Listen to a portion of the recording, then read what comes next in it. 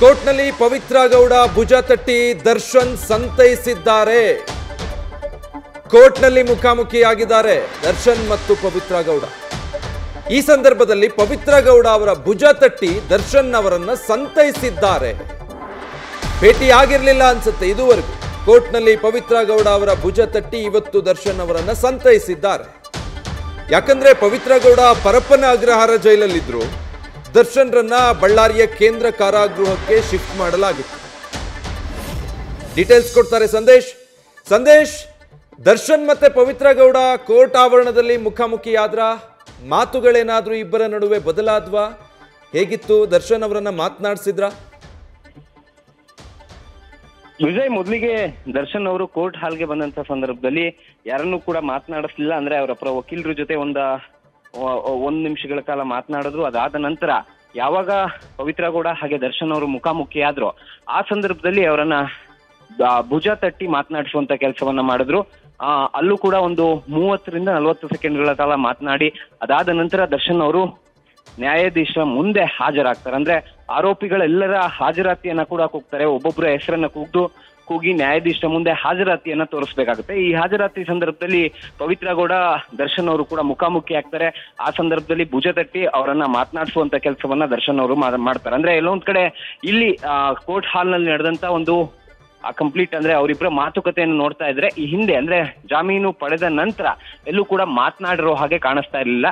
ಅವರ ಭುಜ ತಟ್ಟಿ ಒಂದು 30 ಸೆಕೆಂಡ್ಗಳ ಕಾಲ ಮಾತನಾಡಿ ನಂತರ ಯಾವಾಗ ನ್ಯಾಯಾಧೀಶರು ಹಾಜರಾತಿಯನ್ನ ಕರೀತಾರೋ ಆಗ ಹೋಗಿ ಅಲ್ಲಿ ಅವರ ಒಂದು ಹಾಜರಾತಿಯನ್ನ ಅಲ್ಲಿ ನ್ಯಾಯಾಧೀಶರ ಮುಂದೆ ತೋರಿಸ್ತಾರೆ. ಅದಾದ ಬಳಿಕ ಎಲ್ಲರ ಹಾಜರಾತಿ ಆದ ನಂತರ ಈ ಹಿಂದೆ ಅಂದ್ರೆ ಜಾಮೀನು ಸಿಕ್ಕಂತ ಸಂದರ್ಭದಲ್ಲಿ ಶ್ಯೂರಿಟಿ ಯಾರಿಗೆಲ್ಲ ನೀಡಿರಲಿಲ್ಲ, ಆರೋಪಿ 15 ಮತ್ತು 17ಕ್ಕೆ ಶ್ಯೂರಿಟಿಯನ್ನ ನೀಡಿಲ್ಲ ಅನ್ನೋ ಕಾರಣಕ್ಕೆ ಅವ್ರದ್ದು ಶ್ಯೂರಿಟಿಯನ್ನ ಕೊಡ್ಬೇಕಾಗುತ್ತೆ ಅನ್ನೋ ಮಾತನ್ನ ಹೇಳ್ತಾರೆ. ಅದಾದ ನಂತರ ಎಲ್ಲಾ ಆರೋಪಿಗಳು ಕೂಡ ಈಗಾಗಲೇ ವಿಚಾರಣೆಯನ್ನ ಮುಗಿಸಿ ಹೇಳ್ತಾ ಇರುವಂತದ್ದು. ಅಂದ್ರೆ ಅವರ ಹಾಜರಾತಿ ಮಾತ್ರ ಇತ್ತು. ಅಂದ್ರೆ ಅವರು ಬಂದಂತ ಸಂದರ್ಭದಲ್ಲಿ ವಿಚಾರಣೆ ಅಂದ್ರೆ ಕೇಸ್ನ ಟ್ರಯಲ್ ಆಗ್ಬೇಕು ಅಂತ ಏನಿಲ್ಲ. ವಿಚಾರಣೆ ಸಂದರ್ಭದಲ್ಲಿ ಅವರು ಹಾಜರಾತಿ ಸಂದರ್ಭದಲ್ಲಿ ಯಾರೆಲ್ಲರ ಶ್ಯೂರಿಟಿ ಪೂರೈಕೆ ಆಗಿಲ್ಲ, ಅಂದ್ರೆ ಅಲ್ಲಿ ಶ್ಯೂರಿಟಿಯಲ್ಲಿ ಏನಾದ್ರು ಸಮಸ್ಯೆ ಇದೆಯಾ ಅನ್ನೋದಕ್ಕೆ ಸಂಬಂಧಪಟ್ಟಂತೆ ದಾಖಲಾತಿಗಳ ಮುಖಾಂತರ ನೋಡ್ತಾ ಇದ್ರು. ಈ ಸಂದರ್ಭದಲ್ಲಿ ಇಬ್ಬರು ಆರೋಪಿಗಳಿಗೆ ಶ್ಯೂರಿಟಿಯನ್ನ ಕಂಪ್ಲೀಟ್ ಮಾಡಬೇಕು ಅನ್ನೋ ಒಂದು ಸೂಚನೆಯನ್ನ ಕೊಡ್ತಾರೆ. ಅದಾದ ನಂತರ ಹಾಜರಾತಿಯನ್ನ ಕೊಟ್ಟು ದರ್ಶನ್, ಪವಿತ್ರ ಗೌಡ ಸೇರಿದಂತೆ ಎಲ್ಲಾ ಆರೋಪಿಗಳು ಕೂಡ ಈಗಾಗಲೇ ತೆರಳಿರುವಂತದ್ದು. ಇನ್ನು ಸದ್ಯ ವಿಚಾರಣೆಯನ್ನ 25ನೇ ತಾರೀಕಿಗೆ ಅಂದ್ರೆ ಫೆಬ್ರವರಿ 25ನೇ ತಾರೀಕಿಗೆ ಮುಂದೂಡಿಕೆಯನ್ನ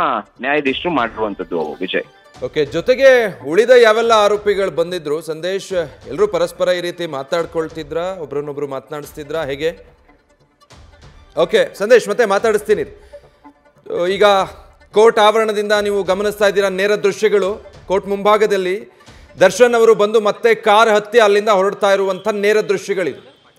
ಕಾರ್ ಹತ್ತುವಾಗ ಸ್ವಲ್ಪ ಅವ್ರಿಗೆ ಕಷ್ಟ ಆಯಿತು, ತ್ರಾಸ ಪಡ್ತಿದ್ದಾರೆ. ಇನ್ನೂ ಕೂಡ ದರ್ಶನ್ಗೆ ಬೆನ್ನು ನೋವು ಹಾಗೆ ಇದ್ದಾಗ ಕಾಣ್ತಾ ಇದೆ. ಕೋರ್ಟ್ನಲ್ಲಿ ಇವತ್ತಿನ ಪ್ರಕ್ರಿಯೆ ಮುಗಿದಿದೆ. ಏನೆಲ್ಲ ಇತ್ತೋ ಆ ಎಲ್ಲ ಪ್ರಶ್ನೆಗಳಿಗೆ ಉತ್ತರಿಸಿದ್ದಾರೆ. ಅಂದರೆ ಎಲ್ಲ ಆರೋಪಿಗಳ ಹಾಜರಾತಿಯನ್ನು ಮೊದಲಿಗೆ ತಗೊಂಡ್ರು. ಅದಾದಮೇಲೆ ಯಾರಿಗೆ ಶ್ಯೂರಿಟಿ ಇನ್ನೂ ಕೊಟ್ಟಿರಲಿಲ್ಲ ಅದರ ಬಗ್ಗೆ ಸೂಚಿಸಲಾಯಿತು. ಬಿಟ್ಟರೆ ಮತ್ತೆ ವಿಚಾರಣೆಯನ್ನು ಫೆಬ್ರವರಿ 25ಕ್ಕೆ ಮುಂದೂಡಿಕೆ ಮಾಡಲಾಗಿರೋದ್ರಿಂದ ಈಗ ಹೊರಡ್ತಿದ್ದಾರೆ. ಮತ್ತೆ ಫೆಬ್ರವರಿ 25ಕ್ಕೆ ಹಾಜರಾಗಬೇಕಾಗಿದೆ ಕೋರ್ಟ್ ಮುಂದೆ. ಸೊ ಈಗ ನಟ ದರ್ಶನ್ ಮತ್ತೆ ಅಲ್ಲಿಂದ ಹೊರಡ್ತಾ ಇರುವಂಥ ಲೈವ್ ವಿಜುವಲ್ಸ್ ನೀವೀಗ ಗಮನಿಸ್ತಾ ಇರೋದು. ಈಗಾಗಲೇ ಬಂದು ಅವರು ಕಾರ್ ಹತ್ತಿ ಕುಳಿತಿದ್ದಾರೆ ಅವರ ವಕೀಲರ ಜೊತೆಗೆ. ಇನ್ನೇನು ಅಲ್ಲಿಂದ ತೆರಳಬೇಕು. ಮತ್ತೆ ಮೈಸೂರಿನ ಕಡೆಗೆ ತೆರಳ್ತಾರಾ ಏನು ಅನ್ನೋದು ಗೊತ್ತಿಲ್ಲ. ಸದ್ಯ ಇವತ್ತು ಎಲ್ಲಿಂದ ಬಂದು ಅವರು ಕೋರ್ಟ್ ಅಟೆಂಡ್ ಆದರು ಅನ್ನೋದು ಗೊತ್ತಿಲ್ಲ. ಇವತ್ತು ವಿಚಾರಣೆಗೆ ಹಾಜರಾಗಬೇಕಾಗಿತ್ತು. ಹೀಗಾಗಿ ಸಮಯಕ್ಕೆ ಸರಿಯಾಗಿ ಕೋರ್ಟ್ ನಿಗದಿಪಡಿಸಿದ್ದಂಥ ಸಮಯಕ್ಕೆ ಸರಿಯಾಗಿ ನಟ ದರ್ಶನ್, ಪವಿತ್ರ ಗೌಡ ಹಾಗೆ ಎಲ್ಲ ಆರೋಪಿಗಳು ಬಂದು ವಿಚಾರಣೆಗೆ ಅಂತ ಹೇಳಿ ಹಾಜರಾಗಿದ್ರು. ಇವತ್ತಿನ ವಿಚಾರಣೆಯನ್ನು ಮತ್ತೆ ಹಾಜರಾತಿಯನ್ನು ಪಡ್ಕೊಂಡ ನಂತರ ಕೆಲವು ಸೂಚನೆಗಳನ್ನು ಕೊಟ್ಟು ಫೆಬ್ರವರಿ 25ಕ್ಕೆ ಕೋರ್ಟ್ ಮುಂದೂಡಿಕೆ ಮಾಡಿರೋದ್ರಿಂದ ಹೊರಡ್ತಾ ಇದ್ದಾರೆ ಈಗ ಎಲ್ಲ ಆರೋಪಿಗಳು. ಈ ವೇಳೆ ಕೋರ್ಟ್ನ ಆವರಣದಲ್ಲಿ ನಟ ದರ್ಶನ್ ಮತ್ತು ಪವಿತ್ರ ಗೌಡ ಕೂಡ ಕೆಲವು ಸೆಕೆಂಡ್ಗಳಿಗೆ ಮುಖಾಮುಖಿಯಾಗಿದ್ದಾರೆ. ಏನು ಹೆಚ್ಚಿಗೆ ಮಾತಾಡಿಲ್ಲ. ಒಂದು 30 ಸೆಕೆಂಡ್ ಪವಿತ್ರ ಗೌಡ ಅವರ ಭುಜ ತಟ್ಟಿ ದರ್ಶನ್ ಸಂತೈಸಿದ್ದಾರೆ. ಬಿಟ್ಟರೆ ಏನೂ ಹೆಚ್ಚಿಗೆ ಮಾತಾಡಿಲ್ಲ ಅನ್ನೋ ಮಾಹಿತಿ ಗೊತ್ತಾಗ್ತಾ ಇದೆ. ಉಳಿದ ಆರೋಪಿಗಳೆಲ್ಲರೂ ಕೂಡ ಹಾಜರಾಗಿದ್ರು.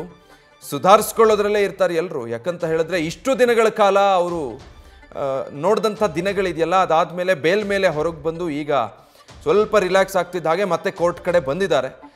ಒಂದು ನೆನ್ಪಿಟ್ಕೊಳ್ಬೇಕು, ಬೇಲ್ ಅಷ್ಟೇ ಸಿಕ್ಕಿರೋದು ಈ ಪ್ರಕರಣದಲ್ಲಿ. ವಿಚಾರಣೆ ನಡೀತಾನೆ ಇರುತ್ತೆ.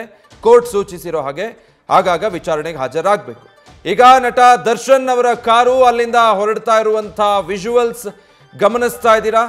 ದರ್ಶನ್ ಕೋರ್ಟ್ನ ಮುಂಭಾಗದಿಂದ ಹೊರಡ್ತಾ ಇದ್ದಾರೆ. ಅವರ ಚಾಲಕ ಮತ್ತು ವಕೀಲರ ಜೊತೆಗೆ ಮಾತ್ರ ಬಂದಿದ್ರು. ಕುಟುಂಬದ ಯಾವುದೇ ಸದಸ್ಯರು ಅಥವಾ ಆಪ್ತರು ಅವರ ಜೊತೆ ಇದ್ದ ಹಾಗೇನು ಕಾಣ್ತಾ ಇಲ್ಲ. ಧನ್ವೀರ್ ಒಬ್ರು ಇದ್ದಾರೆ ಅವರ ಜೊತೆಗೆ. ಧನ್ವೀರ್ ಜೊತೆ ದರ್ಶನ್ ಕೋರ್ಟ್ಗೆ ಆಗಮಿಸಿದ್ರು ಇವತ್ತು. ಸೊ ನಟ ಧನ್ವೀರ್ ಅವರೇ ಕರ್ಕೊಂಡು ಬಂದಿದ್ರು. ಅವ್ರು ಜೈಲಲ್ಲಿದ್ದ ಸಂದರ್ಭದಿಂದ ಅಥವಾ ಡಿಸ್ಚಾರ್ಜ್ ಆಗೋ ವೇಳೆ ಇವತ್ತು ಕೋರ್ಟ್ಗೆ ವಿಚಾರಣೆಗೆ ಹಾಜರಾಗೋ ಸಂದರ್ಭದಲ್ಲೂ ಕೂಡ ಧನ್ವೀರ್ ಬಂದಿದ್ದಾರೆ ದರ್ಶನ್ರ ಜೊತೆಗೆ. ಅವ್ರ ಕಾರಲ್ಲಿಂದ ಹೊರಟಿದೆ. ಧನ್ವೀರೇ ಕಾರನ್ನು ಡ್ರೈವ್ ಮಾಡ್ತಾ ಇದ್ರು. ದರ್ಶನ್ ಈಗ ಕೋರ್ಟಿಂದ ಹೊರಟಿದ್ದಾರೆ. ಮತ್ತೊಂದು ಕಡೆ ಪವಿತ್ರ ಗೌಡ ಹಾಗೆ ಉಳಿದ ಎಲ್ಲ ಆರೋಪಿಗಳು ಕೂಡ ಹೊರಟಿದ್ದಾರೆ. ಮತ್ತೆ ಫೆಬ್ರವರಿ 25ಕ್ಕೆ ವಿಚಾರಣೆಗೆ ಹಾಜರಾಗಬೇಕು ಅಂಥೇಳಿ ನ್ಯಾಯಾಲಯ ಸೂಚಿಸಿರೋದ್ರಿಂದಾಗಿ ಮತ್ತೆ 25ನೇ ತಾರೀಕು ಮುಂದಿನ ತಿಂಗಳು ಎಲ್ಲ ಆರೋಪಿಗಳು ಕೋರ್ಟ್ ಮುಂದೆ ಹಾಜರಾಗಬೇಕು.